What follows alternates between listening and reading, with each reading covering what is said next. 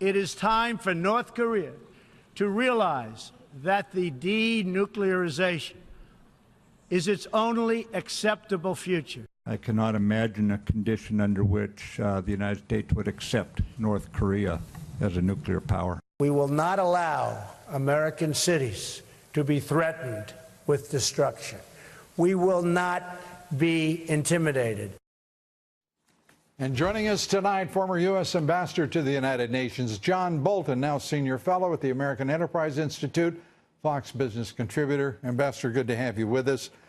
A handful of months before we're going to face precisely that threat. Well, Mike Pompeo has made a similar point before. He said a few months, and what it says is that after years of presidents and political leaders, Democrat and Republican, saying it's unacceptable for North Korea to get to this point, they are almost at the point. We have failed, and the due bill has come due, leaving it for Trump to make some pretty hard decisions here. And making it all the more difficult, and this president has acknowledged this, that the Chinese have not been as energetic as he feels they should have been in supporting us, and that in addition to that, Russia is an ally of North Korea. Yeah, you're being polite here about China. They've jived us for 25 years. They've said we don't want North Korea to have nuclear weapons, and yet they have done essentially nothing that they have the unique capability to do to stop it. So that's why Trump, when he says it's unacceptable, I take him to mean he will not accept it. And if they are as close as Pompeo says, and I think he's right on target, we've got to make a hard decision about the use of military force. And I think that point's got to be made very clearly to China. Let's turn to the Justice Department and the FBI. Again, two agents, an agency and a department sworn to preserve the national security, violating law and order and the Constitution. And denying Congress the fulfillment of its responsibility, which is to oversee those two organizations.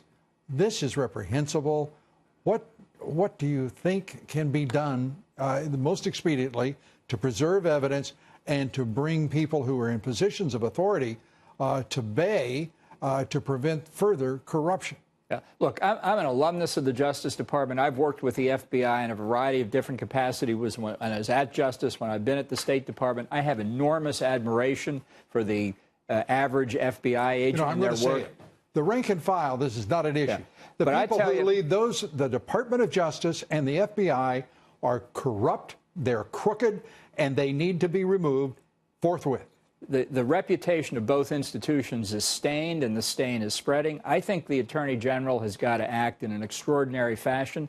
I don't think the new director of the FBI gets how serious this is. He said with a straight face they've been lost. Yeah. Look, Richard Nixon got toasted for 18.5 minutes of lost tapes. Many people have said correctly, if you or a business you were running said, well, we've lost 5 months of emails, you'd be toasted. It's not acceptable. And I just think we need some dramatic leadership.